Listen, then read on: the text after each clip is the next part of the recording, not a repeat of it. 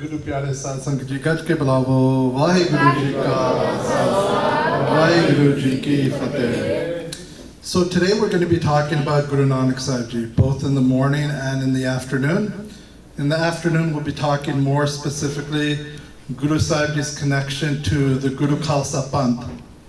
But this morning we're going to be going through all of Guru Nanak Sahib Ji's life. So from his young childhood up until his old age. And we can split up Guru Nanak Sahib Ji's life into 4 sections. The first section is his time in Nanak Sahib, which used to be called what before it became Nanak Sahib? Nanak. Rai Boidi Tawandi, very good. And then Guru Sahib Ji got married, and which city did he move to? Sultanpur, very good, Sultanpur Lodi. And then Guru Sahib Ji spent 30 years doing what? Udasi. That's the 3rd stage of his life. And then he came back and he started a new town called Kartarpur Sahib. Very good. So Guru Sahib Ji's life can be split into these 4 distinct time periods. And we're going to be looking and seeing how those time periods can apply to our own lives as well. Does everyone have a device they can write on? Yeah? Okay. So the first stage we'll be looking at is Guru Nanak Sahib Ji's childhood. And there is a common theme that comes up in Guru Nanak Sahib Ji's childhood. His father, Mehta Kallu, wants Guru Sahib Ji to do different things. He first of all wants him to get a good education, both in Persian and in traditional Hindu knowledge as well. And he wants him to get a job like he has. And Mehta Kallu's job in Rai Boy Tawandi was he worked for Rai Boy, and he worked as a someone who kept track of all the land and who it was owned by. So he was like a tax collector type of job. And that was Guru Nanak Sahib Ji's father's job, and Guru Nanak Sahib Ji wanted his son to have the same job as his. But when Guru Sahib Ji went to school, he did something very unique and different. Instead of learning from the teachers, he ended up teaching the teachers. And we can see this Shabad which Guru Sahib Ji revealed when he went to go get his Persian education. Jal mohe kas mas kar mat kagad karsar pao kalam kar chit likhari gur puch likh bichar likh naam salah likh antna paravar baba eo lekha likh jaan jithe lekha mangiye tithe hoye sacha nisan. So Guru Sahib Ji is reinterpreting what school means. He's saying, instead of making your pen and your ink out of this and this, make it out of pyar, make it out of love, make it out of naam. He's telling people to connect to naam. And Guru Sahib Ji is only 5 or 6 years old at the time. He's a child. And Guru Sahib Ji's Persian teacher and Guru Sahib Ji's Hindu teacher both were amazed by Guru Sahib Ji. And they said to Mehta Kallu, we can't teach him anything. He knows more than we do. And so his father got angry and he took him out of school. He said, we can't keep you in school. You've embarrassed me in front of your teachers. Then his father said, why don't you try to be a farmer? A farmer is not a bad job. It's not, you can be in charge of some cattle. And he gave him what he thought was an easy job. He gave him the job of looking after some cattle. Now, who here has been to Punjab? Are there fences in between people's fields in Punjab? No fences in Punjab. So you have to know where your jameen is and where the other person's jameen is, right? And the people who live there will know कि साडा jameen इत्थे तक जांदा है ते उन्हां दा jameen इत्थे शुरू होंदा है, right? People will know where the jameen starts from and where it ends. So Guru Sahib Ji was in charge of some cattle, and the wheat was growing in the neighbor's field. Now, what color is wheat when it grows? Golden. It's green. It's green when it grows. It becomes golden colored when it is mature. And so the cows will eat it because they'll think it's grass. They'll eat it just like grass, even though it's worth much more than grass. It's wheat, right? It's what we make roti out of, what you make bread out of. So Guru Sahib Ji was in charge of the cattle, and he had to make sure they didn't go over to the farmer's property and eat up all of the young wheat. And what did Guru Sahib Ji do? Anybody know from the Sakhi, what did Guru Sahib Ji do? Hanji? Does anybody know? He fell asleep, Hanji. Guru Sahib Ji fell asleep, and what happened? So this is one of those Sakhis where some people will say, this is impossible, how can you believe this Sakhi? Or you can have faith and look at the deeper message that Guru Nanak Sahib Ji is trying to teach. So Guru Nanak Sahib Ji, he falls asleep and the cows eat up all of the wheat. And the farmer comes and sees and he gets so angry, he goes straight to Rai Bulad. And he says, Rai Bulad, Guru Nanak, or he's not going to call him Guru, but he said Nanak has not paid attention to his cattle and they've eaten up all of my wheat. What am I going to do this year? All my wheat is gone. And they went back to go look, and when they went back, what did they find? The wheat was there. It was grown back twice as tall. It was twice as high as it was before. What is a common metaphor we use in Bani? Let's think of Rag Gujri Mahalla Panjwa from Neras. Suke Kasit Harya. This is a common theme in Bani. That Guruji can take something dead, can take something dry, and make it alive again. That's a message Guru Sahib Ji is teaching us. That Guru Nanak Sahib Ji can make it alive again. And let's look at the metaphor Guru Sahib Ji uses to explain farming. And this is a shabad that he revealed at that time when he was about 8 or 9 years old. Man hali kirsani karne sarn pani tal khet.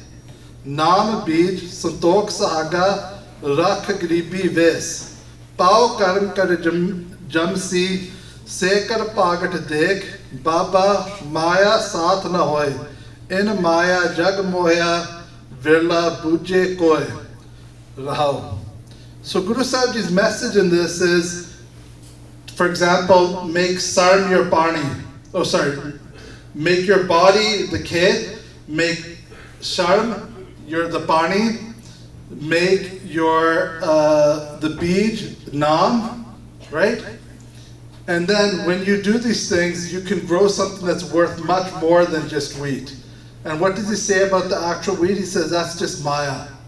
Baba maya saath na hoy. Okay, the maya will not stay with you, will not help you in the long run. It will not stay with you. But to everybody there at the time, Guru Nanak Sahib Ji has now failed at being a student, and now he's failed at being a farmer. So his father says, I have another job for you. And you better not mess this job up. And he gives him the job he gives him a certain amount of money. I believe it was 60 rupees, which is a lot of money in today's money. It's a few $100s. He gave him 60 rupees and he said, you go and buy things from the next village that we don't have in our village and you can sell it here. And that's how you work as a merchant, right? You buy something for cheaper, you sell it for more. And everyone knows, what did Guru Sahib Ji do when he was walking in the jungle? Hanji? He saw poor people and they Very good. He saw poor people, and what did he make them?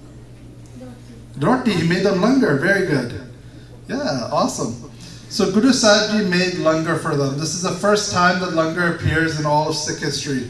When Guru Sahib Ji and Bhai Mridana fed langar to the poor sadhus in the jungle.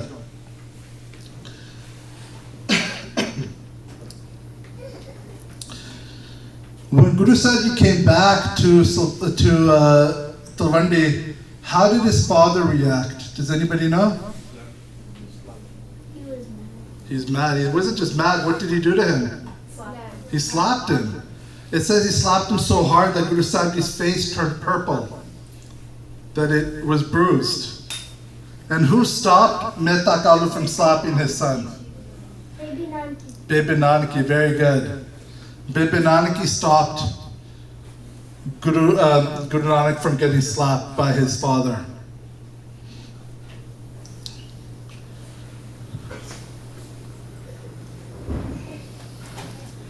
At this point, Guru Nanak Sahib Ji goes into a very interesting state of mind. He ends up staying at home all the time. He doesn't go out very often. He doesn't talk to people. He doesn't interact with people.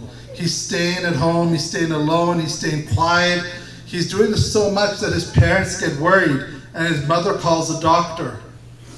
And they call a doctor, and Guru Nanak Sahib Ji reveals a Shabad in this moment. He says, Koi aakhe putna, ko kehe betala, koi aakhe aadmi Nanak vechara.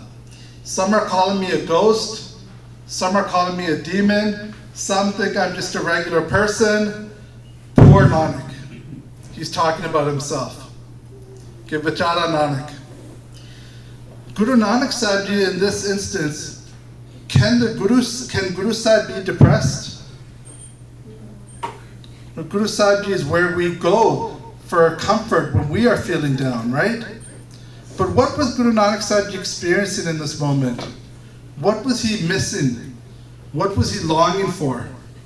He tells us in his Bani, he has virag for Vaheguru. Does anybody know what virag means?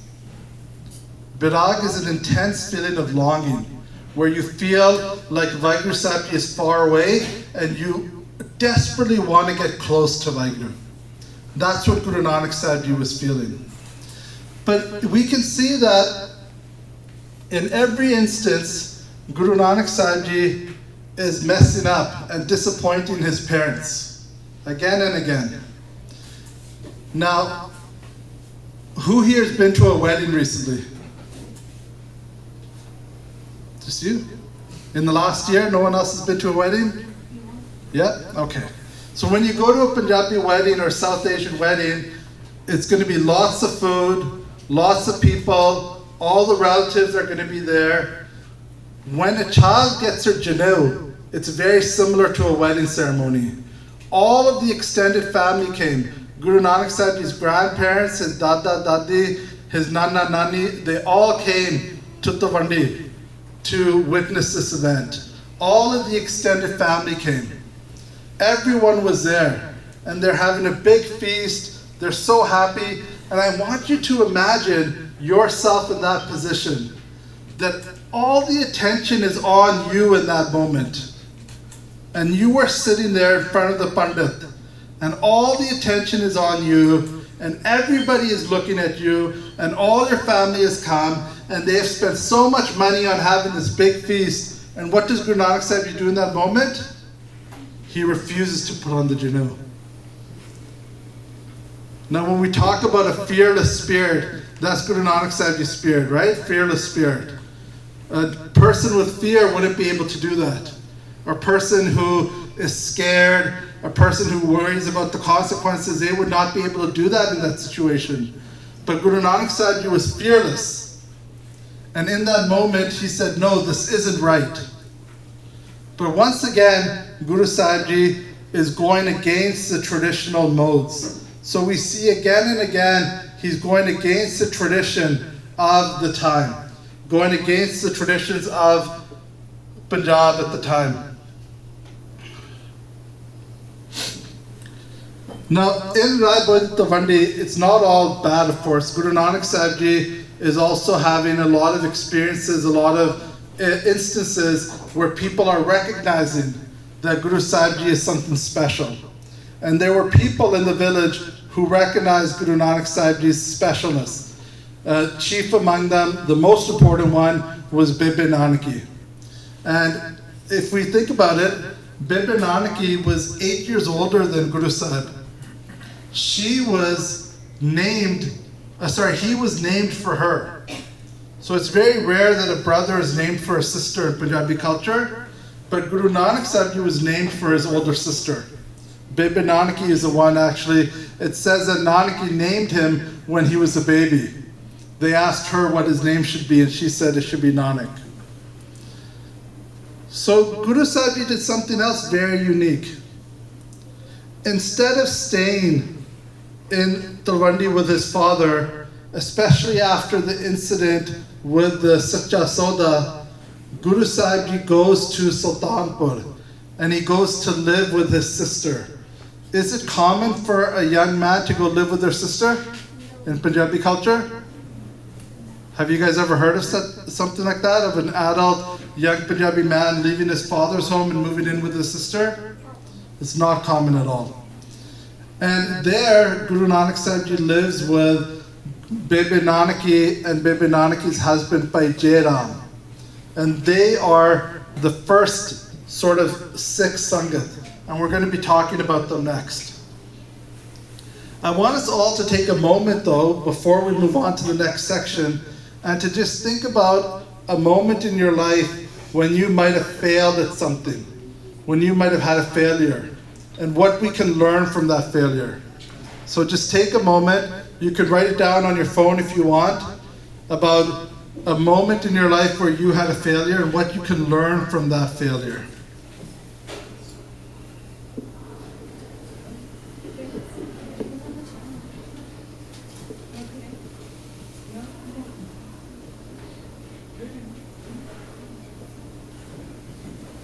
We have a seat up here. Hey, do seat again.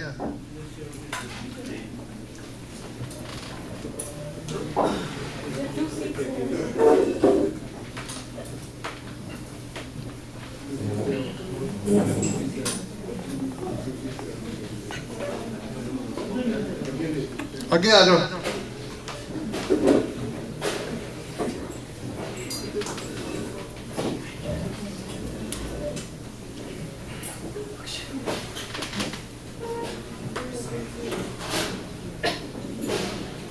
We have 2 more seats up here if you guys want to come to the front. Or 2 more. Yeah, we have 4 or 5 seats here still. Okay, let's move on to the next section of Guru Nanak Sahib Ji's life. His time at Sultanpur. So at Sultanpur, Guru Nanak Sahib Ji does end up getting a job. Does anybody know what his job is? Modi Khana, very good. And what's a Modi Khana? It's like a warehouse. And Guru Nanak Sahib Ji pays people who are working for the government in food.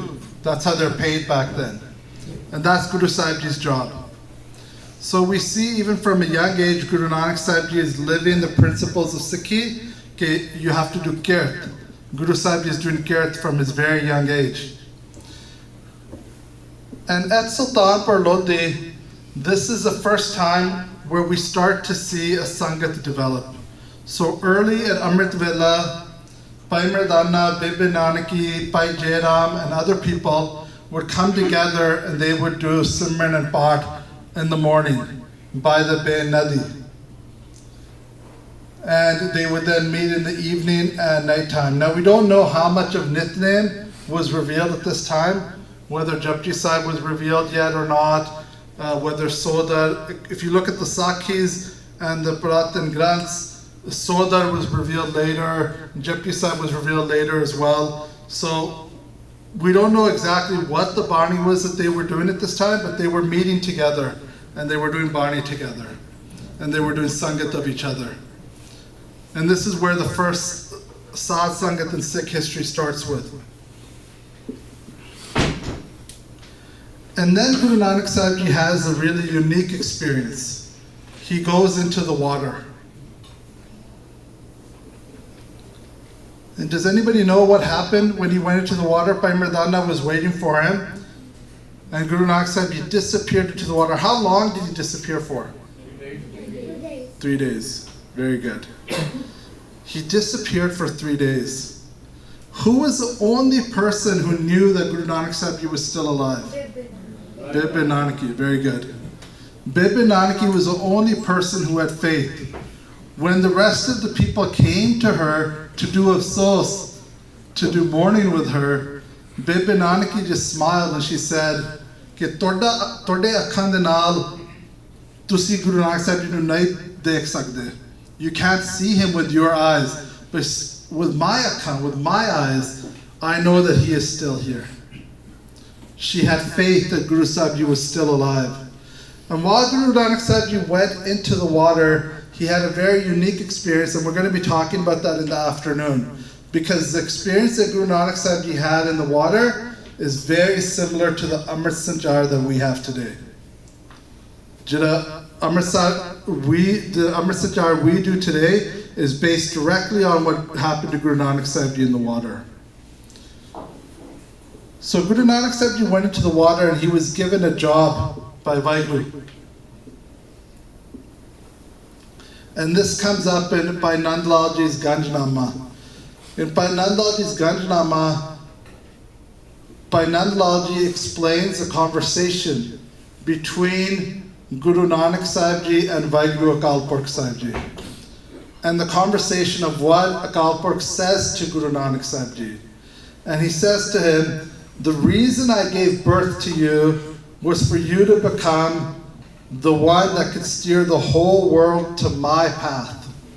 You could become Jagat Guru, the person who could steer the whole world to my path. The Guru for the whole world, not just one group of people or one location. Guru Nanak Sahib Ji is Guru for the whole world. Rid their hearts of attachment to duality and show them all the true path. And what's really interesting is that the conversation that Guru Nanak Sahib Ji has with Akal Purkh Vaheguru is very similar to the conversation that Guru Gobind Singh Ji has with Vaheguru in Bichitra Natak. It's a very similar conversation of what your purpose is in the world, what you need to go do in the world. It's the same thing that was told to Guru Gobind Singh Ji by Vaheguru Sahib Akal Purkh in Bichitra Natak. Now when Guru Nanak Sahib Ji came out of the water, he kept saying something again and again, and he wouldn't say anything else for a few hours. Does anybody know what it is that he kept saying? Na koi Hindu, na hi Mussalman. Very good. So what does this mean? If this is the first message that Guru Nanak Sahib Ji is giving to the Sikh Panth after Vaheguru Sahib Ji gives him his mission, this is the first lesson Guru Sahib Ji is giving when he leaves the water. What does it mean? What is Guru Sahib Ji trying to tell us? Na koi Hindu, na hi Mussalman. We all are one. Very good. We all are one.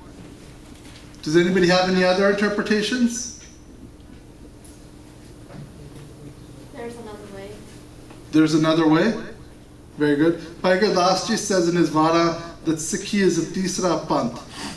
It's a third path. It's separate from the Vedic path or the Indian path of like Buddhism and Hinduism, and it's separate from the Christian, Jewish, Muslim path. It's the third way. So that could also be the meaning of that line.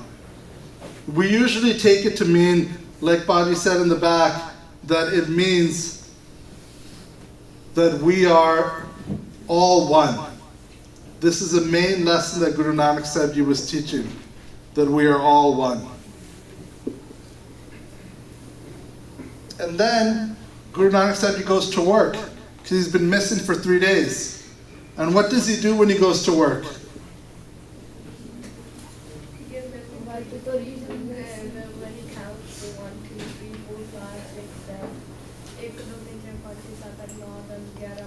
Tera. Very good. So, like this Pachangi said, he said, 1, 2, 3, 4, 5, 6, 7, 8, 9, 10, 11, 12, 13, 13, 13.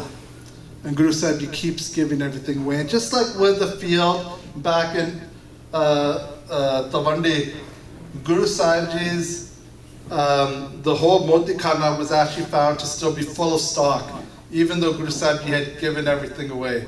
And that's because the Guru can never run out of anything. Dada data ek hai sabko devanhar dinde totnavi ankat pare pandal, right? That the Guru's house can never be empty. The Guru's house can never be running out. You can come and ask Guruji for bakshish again and again and again, and Guruji will never run out of bakshish, right? Guruji will never run out of giving you kirpa. So we have a Guru that doesn't put any limits And that's what Guru Nanak Sahib Ji was showing, that this is a world without limits in giving. The more you give, the more comes back to you. That's the spirit of Sikhi. And soon after that, within the next day or two, Guru Nanak Sahib Ji made preparation for his udasis. Now, Guru Nanak Sahib Ji traveled for 30 years on his udasis. He went on 4 udasis. He traveled for many years with only a few months break in between the different udasis. He went north up to Tibet, he went south to Sri Lanka, he went east to Assam and Bangladesh and close to Burma, and he went all the way west to Makkah and Medina, to Arabia. So Guru Sahib Ji in this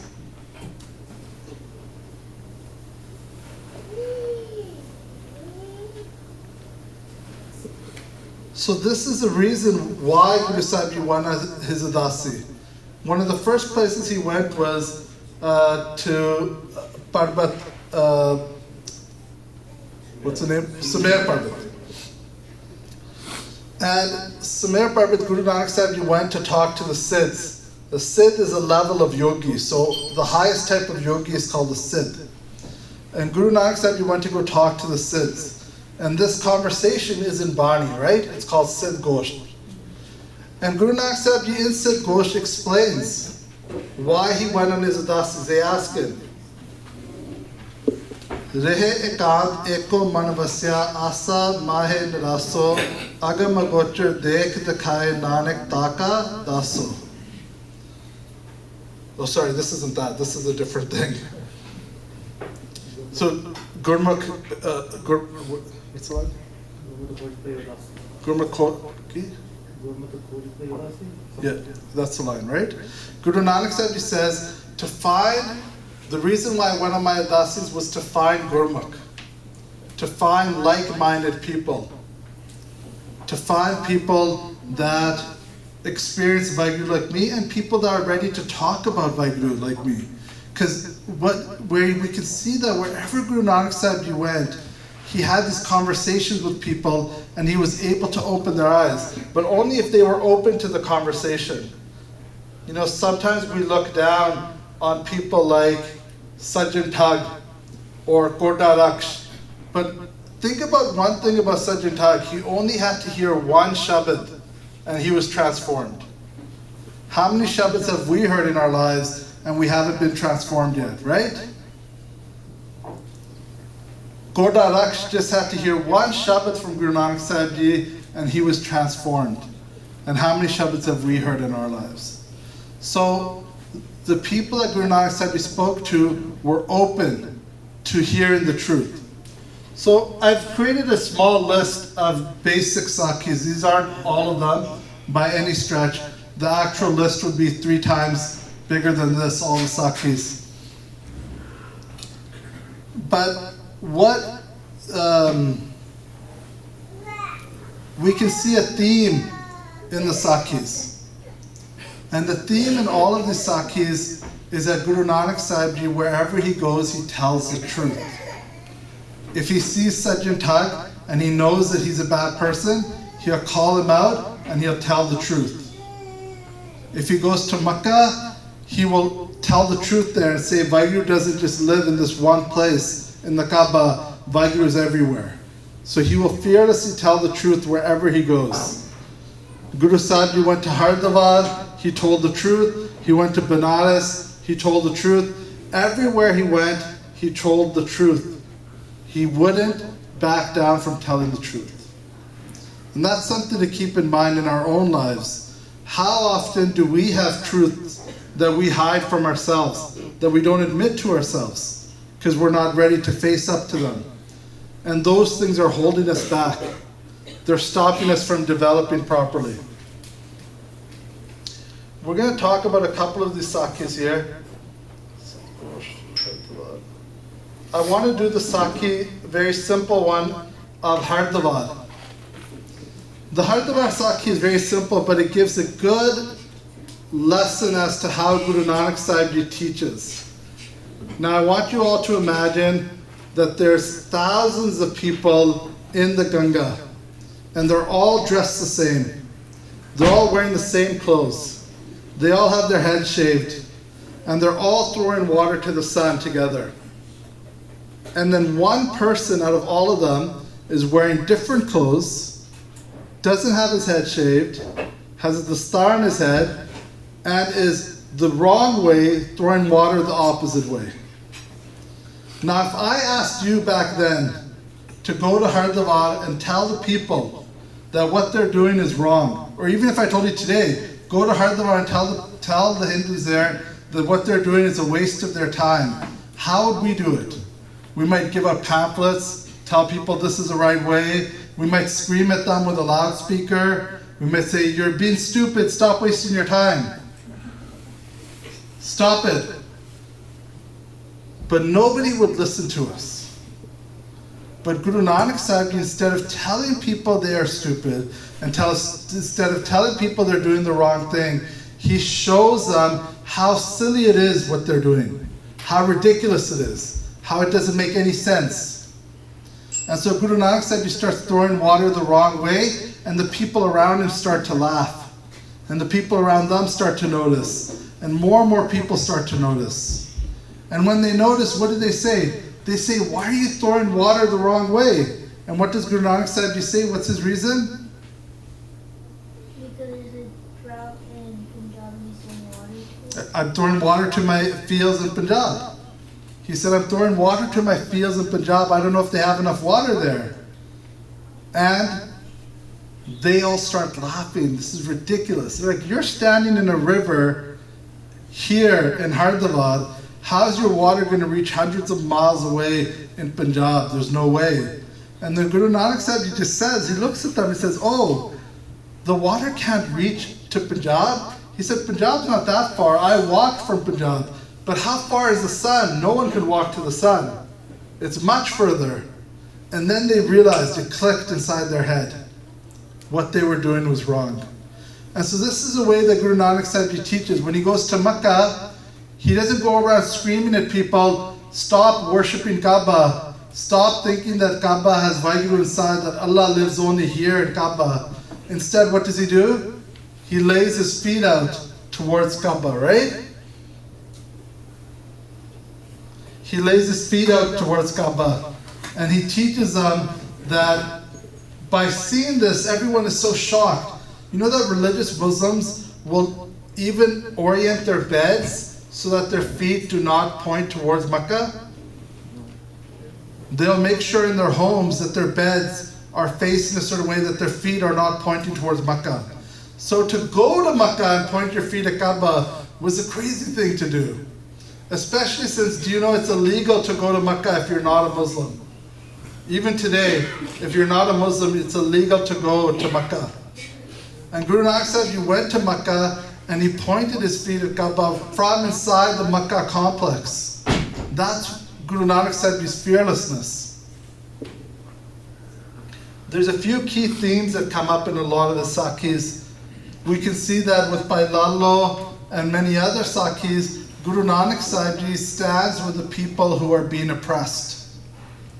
He stands with the people who are being put down. And he stands up against the oppressors. The oppressor can be small scale, like Malik Bago, or it could be very big oppressor like Babar. But Guru Nanak Sahib will stand with the people who are being oppressed. Guru Nanak Sahib is fearless wherever he goes. He went to all sorts of crazy places, and all he had with him was Bhai Mardana. That's it. And just with Bhai Mardana, he took on all these huge, immense challenges. And he spoke the truth to power everywhere he went. Now, after 30 years of traveling, Guru Nanak Sahib Ji was an old man by the standards of the time. He was in his 50s. And to be in your 50s at that time was considered to be old. Does anybody know how many Guru Sahibs lived to be in their 50s? 3. Guru Tegh Bahadur Sahib Ji, and Guru Nanak Sahib Ji, and Guru Amar Das Ji. Those are the only 3 Guru Sahibs that even lived to be in their 50s. So it was a very different time period. People did not live as long. Guru Nanak Sahib Ji was already an old man.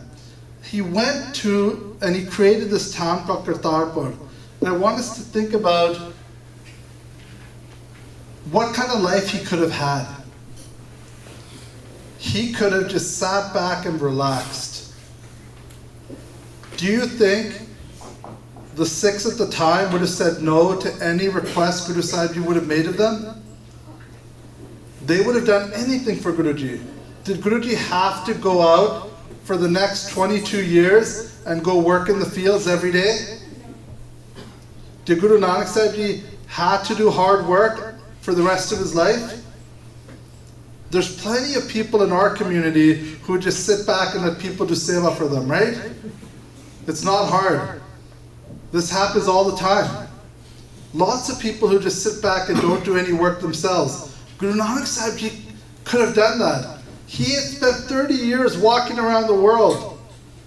Imagine how exhausting that must have been on his body. How his legs, his knees, his feet, like just how much wear and tear Guru Nanak Sahib Ji experienced walking that much for that many years. And still, every single day he went out and worked. And the reason why is the same reason why Guru Arjan Sahib Ji gave Shahidi instead of telling Sikhs to give Shahidi. When someone tells you to do something, you won't listen. But when you see them do it yourself, then you'll be inspired by their example.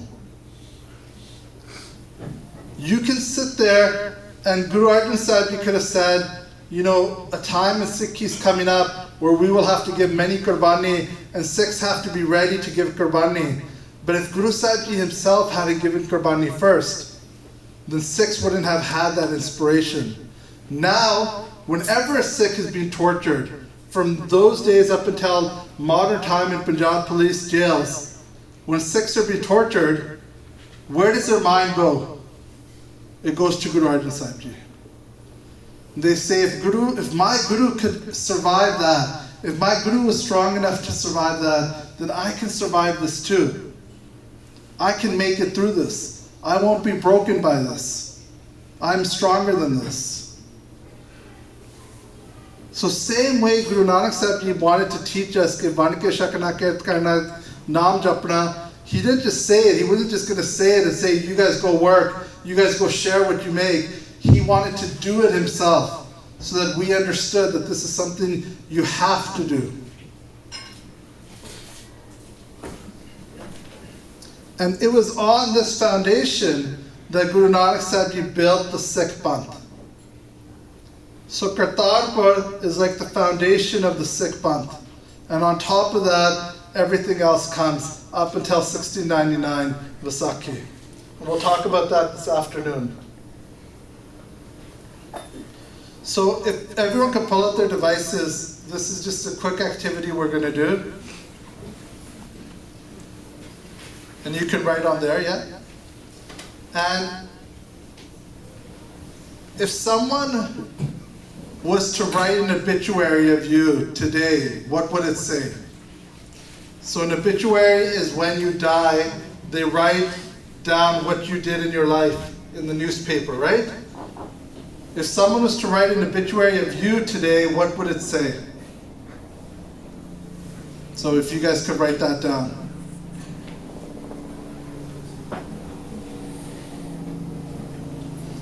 I want us to think about the fact that Guru Nanak Sahib Ji could have just relaxed and enjoyed his retirement, but he kept working. That's a Sikh way, a life of action, of doing things. So how has your life been so far? When we look and study our own life, how have we done?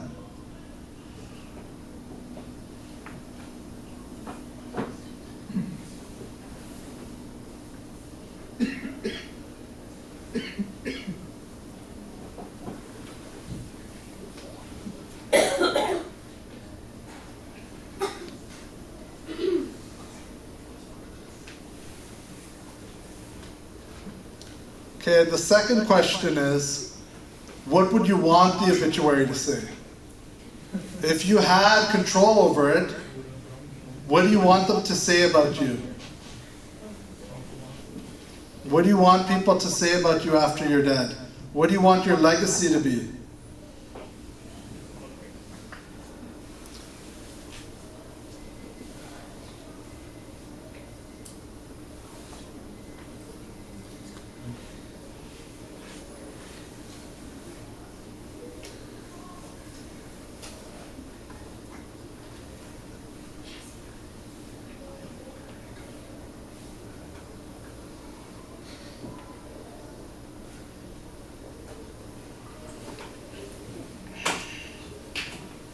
And finally, you have to ask yourselves, and maybe write down if you can, what's stopping you from doing the things that you would want to have written about you?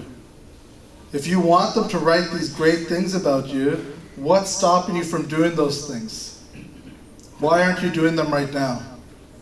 Why aren't you doing those things in your life right now?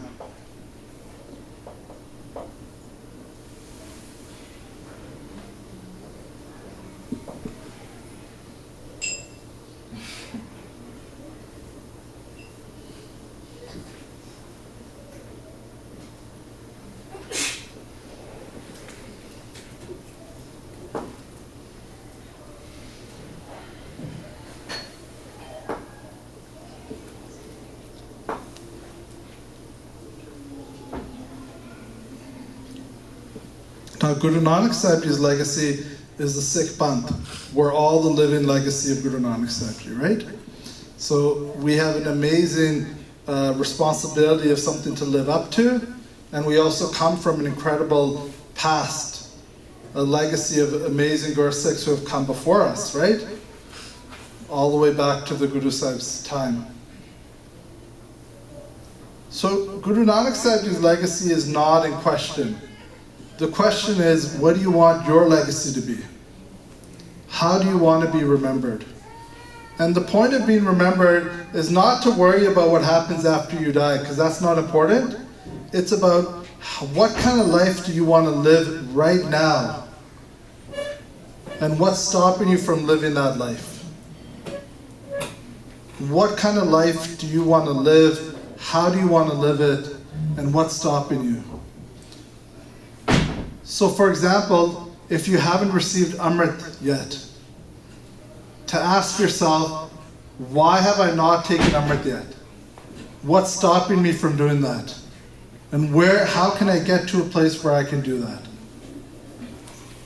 If it's school-wise or something in your family, a situation that needs to be dealt with, what's stopping you from speaking truth in that situation?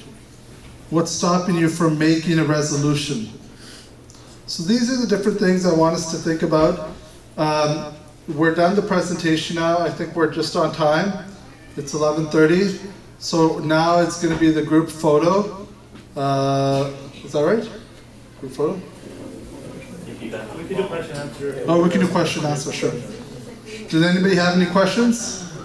Pass around. I'll pretend you have answers. If anyone does have questions, you can put them in here.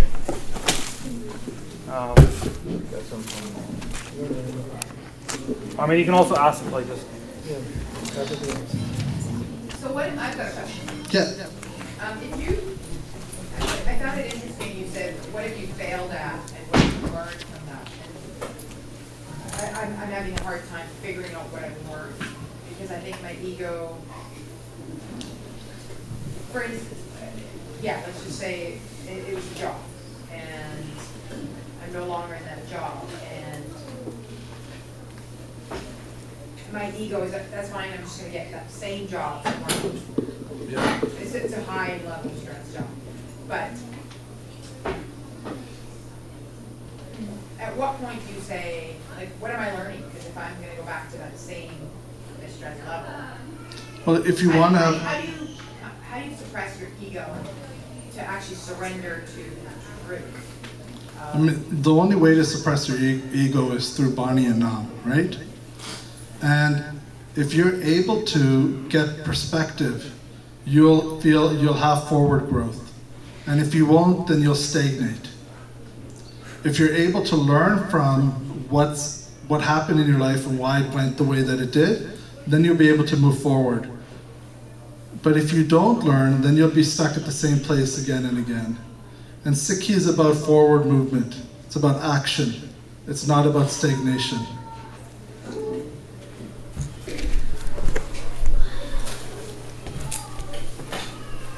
If you have any questions, let me know.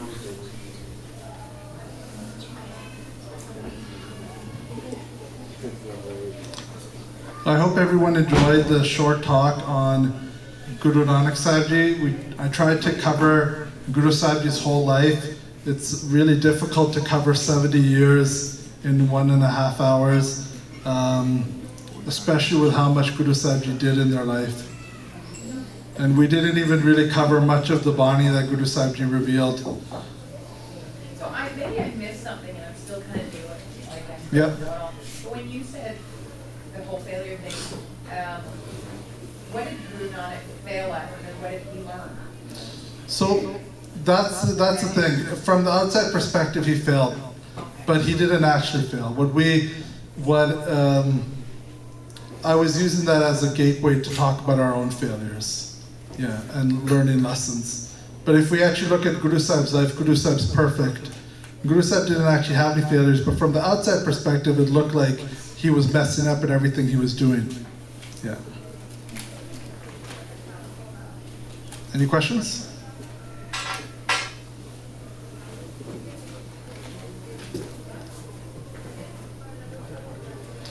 What happened next after Guru Sahib moved his feet towards Makkah? So according to the Puratan, according to the Purane Jan Sakhis, the mullah grabbed Guru Sahib's feet and turned it around, but wherever he turned, Kaaba kept following Guru Sahib's feet. So that's, according to Sikh history, that's what happened.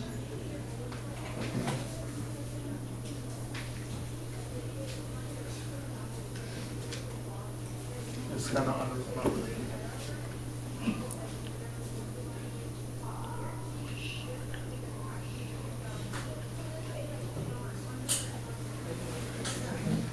How should I get off of the wrong, how do I get off from the wrong path?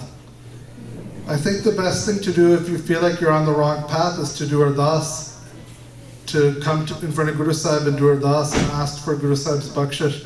When you do ardas and you're open to changing your life, then you will find, often find when I'm reading something in history, for example, and I come across a passage that doesn't make sense to me, or that I say, this doesn't make sense according to my idea of Sikhi. If I sit with it for a while and I'm open to it, Guru Sahib will give me the answer either in a different book or when I'm talking to a Gursikh, if somebody, or listen to a Katha, the answer will come. So if you're open to the answer and you do ardas, I think that's the best way to get off the wrong path.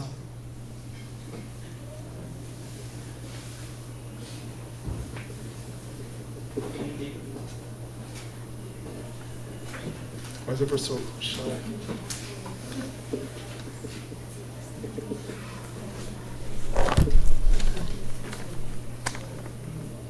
How can we be more intentional about making spaces more inclusive for women? For example, this camp is more than 50% women, but it's not, if not more, but all the face value and speaking sevadars are male. How would having all female speakers instead of a token female speaker change, improve, elevate the conversation? So I don't disagree with that. I think we need to have a lot more inclusivity. I've been doing these talks for 20 years, and I'm tired of doing them. You know, I don't need to be doing them anymore. There's only so much. I don't have that much to give. I don't have that much knowledge or understanding of Sikhi that I have that much to give. So new speakers is important, and being inclusive to different, to women and other voices is also important. This is a challenge that all camps face. I know that the Sevadars Khalsa camp reached out to many women to speak here before they reached out to men. So I know that for certain because I asked them about that when they asked me. I said, have you asked women to speak here? And they assured me that they had asked many women, and some of them they even named off for me. All the women said no, they didn't want to speak though. So unfortunately, we need to build capacity among young Gors to be able to speak. And that's a bigger sort of question about how do we do that. Thank you.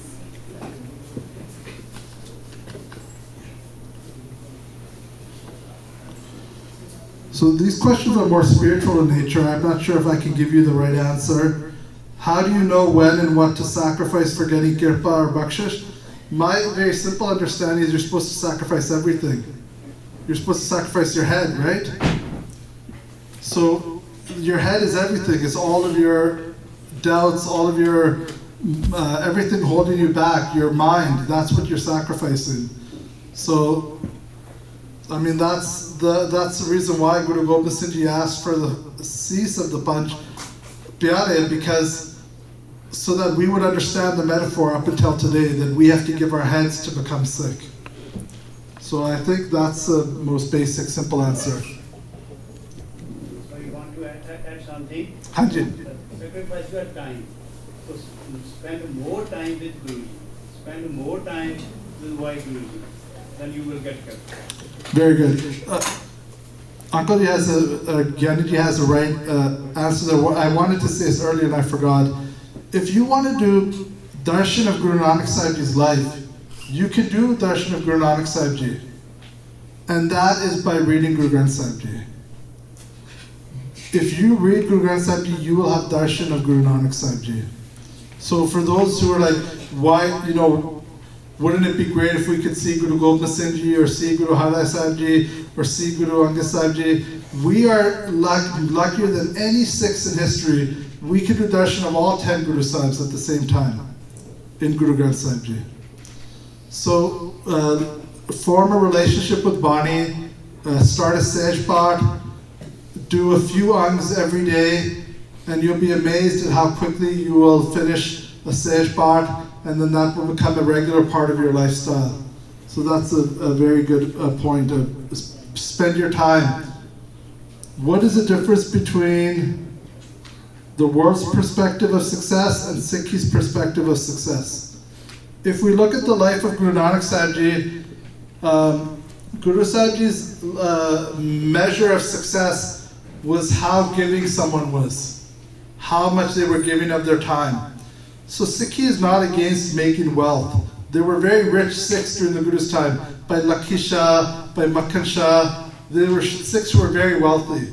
But each of those Sikhs, when the time came, was able to give up all of their wealth without any hesitation for the Guru. So that's the key. The Sikh measure of success is how much you're doing with your wealth. Are you just getting more and more wealth for the sake of getting richer and richer? Or are you using it for some purpose? So we can see that people used to look down on Bhai Lalo. That Bhai Lalo was so poor, he didn't even have a proper floor in his house. It was mitti da floor, right? And he had a thatched roof where water would leak through the roof. Now, from outside perspective, Bhai Lalo was really poor, and we would say that he was not very successful. But Bhai Lalo would do ardas every day, and he would say, Guruji, thank you for giving me so much. And he would take what he had, and he would give the extra to people who were poorer than him. So that's the key, right? It's not about how much you have, it's how much you are willing to give, and how thankful you are to Guruji for what you have received.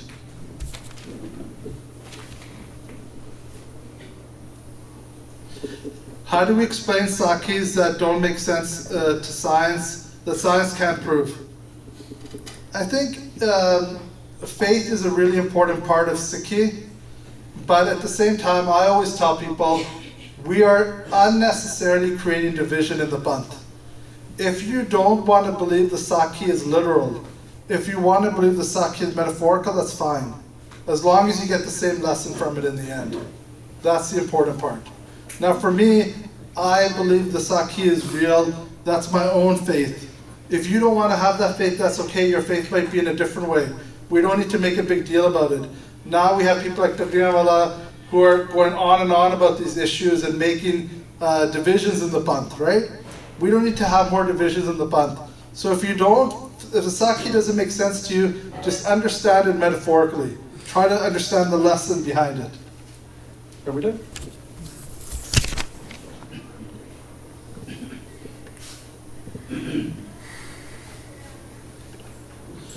What must teenagers do to start practicing Sikhi?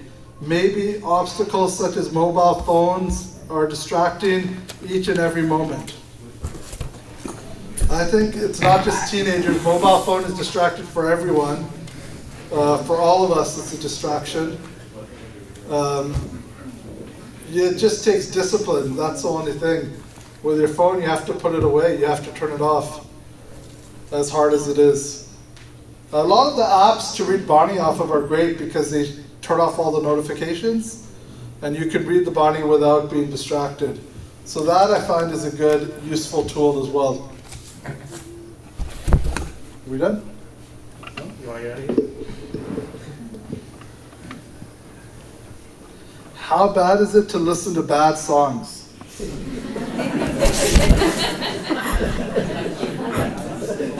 I don't write that. So everyone has their own personal level of strictness in their life. For some people, they only want to listen to Bani. Other people will listen to other Gane. It's what the impact it has on you and what the message is in those songs. You can have songs that have a very good message, and they're not all just Gand or something, right? And they have a message that's not the worst thing. And it's just like any other form of art. It's like watching a TV show or reading a book. If you spend your time on reading a book that has very negative things in it, it's going to impact you. If you read a book that has positive things, it'll be positive to you. So I'm not going to say that you shouldn't listen to any music besides Kirtan.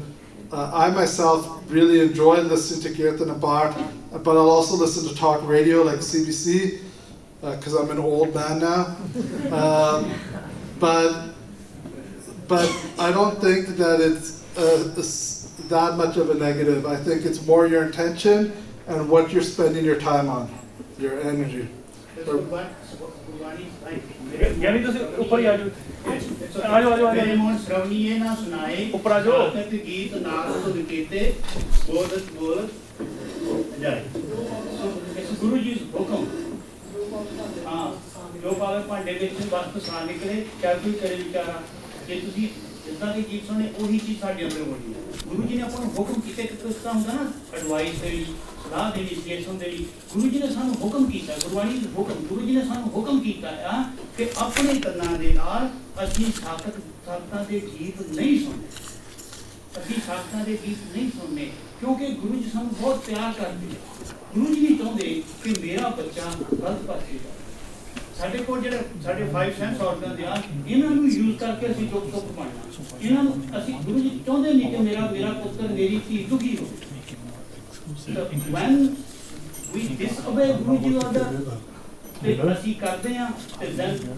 we are getting dukh in our life. But if you want to be dukh, if you want to dukh in your life, then you have to follow Guru Ji's path. Then you have to follow Guru Ji's hukum.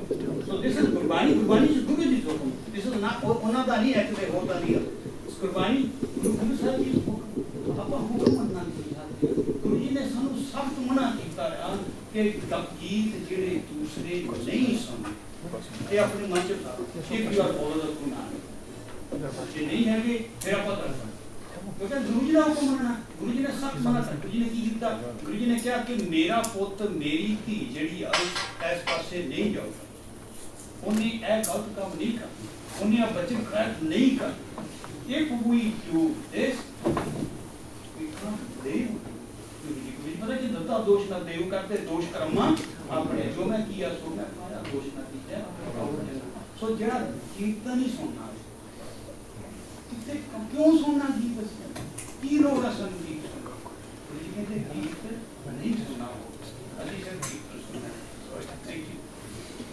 Thank you, Gandhi. So I've been asked to speak a little bit more about what we can do to make spaces more inclusive. I think it's a two-step process. It involves not just women stepping up and fulfilling those roles, but it also involves men taking a step back. And that feels very hypocritical to say speaking from the stage right now. So ideally we should check ourselves. So I notice, I'm sure you'll notice as well, that if it's a sick space, it'll be the men who talk more and the women will talk less. So if you notice that you're the type of person who talks a lot, or that you notice your voice is being heard a lot, to maybe take a step back and give other people a chance to speak. On a bigger sort of organizational level, I think that involves, creating some type of system where we can train young Bibiyan to be able to do Gatha or do Vijal or be able to explain Sikhi. And I'm not sure how that would work.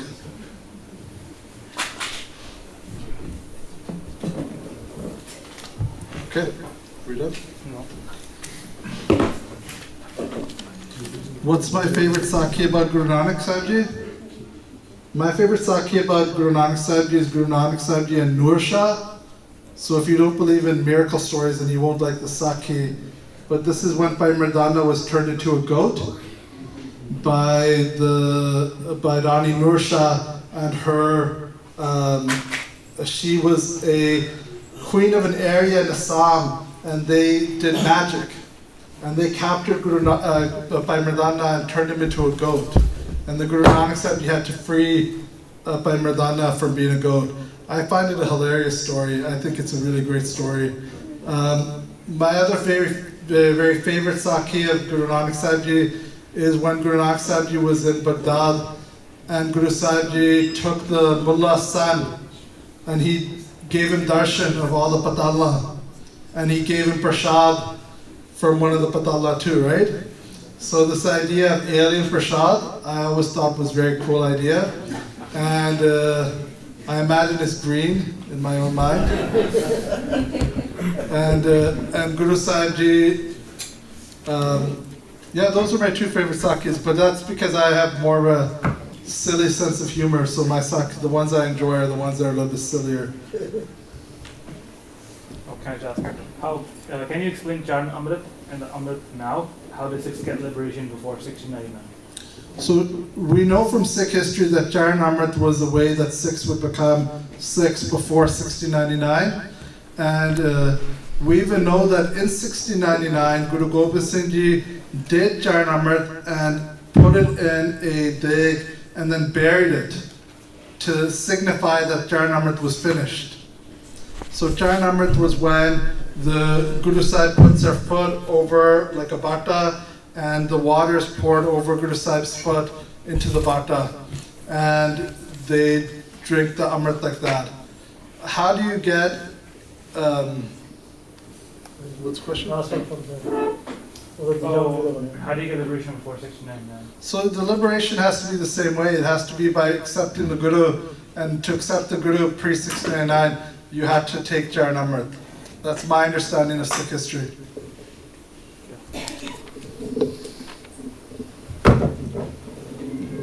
Are the colors of Sikhi based on history? So according to the Ret Maryada, the 4 colors of Sikhi are blue, pila, that sort of yellow color, and white and black.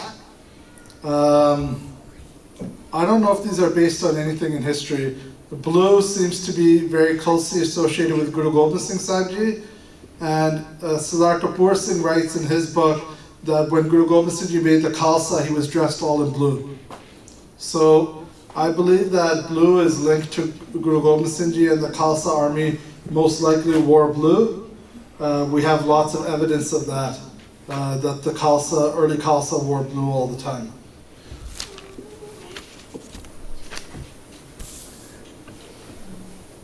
This is a big, can you give overview of the history of the Dastad? There's a good explanation on the history of the Star online. I will find the link and share it with one of these guys, and they can share it with the rest of you, because it's a little bit complicated, the history of the Star. If we look at the paintings, the early Guru Sahibs did a style of the Malla that was based on the Rajput royal Damalla, and then over time that Damalla became covered with a second dastar, which is what Maharana Ranjit Singh and the Sardars used to wear, was the second dastar on top of the Damalla. And then that over time, they got rid of the Damalla, and just the other dastar on top became the dastar that people wear today. So the stars have changed over time. The small Damalla seems to be very old and original based, but at the same time it wasn't tied like we tie it. They would tie it off the ears. So they would have a lot more of their case showing on the side. If you look at old paintings of Sikhs from the 1700s, the Damalla used to look different. So the stars have changed a little bit over time. Okay. Thank you everybody for the questions, and for everything else. Sorry for all the mistakes I made. One more question. Sorry, I'm so late.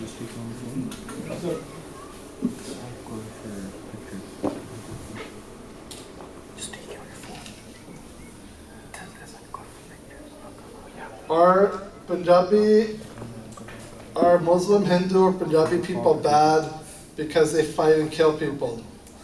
So no one people are bad. All people are good. We can't say that one group of people are bad. Within that group of people, there's bad elements always. Even within Sikhs, there's bad elements. So we can't say that one group of people is bad. Was Guru Nanak Sahib Ji Muslim or Punjabi? By today's definition, Guru Nanak Sahib Ji was Punjabi, and he came from a Hindu family. His parents were Hindu. But Guru Sahib Ji rejected Hinduism from his birth. Same thing. Oh, okay. Okay, Vaheguru Ji Ka Khalsa, Vaheguru Ji Ki Fateh.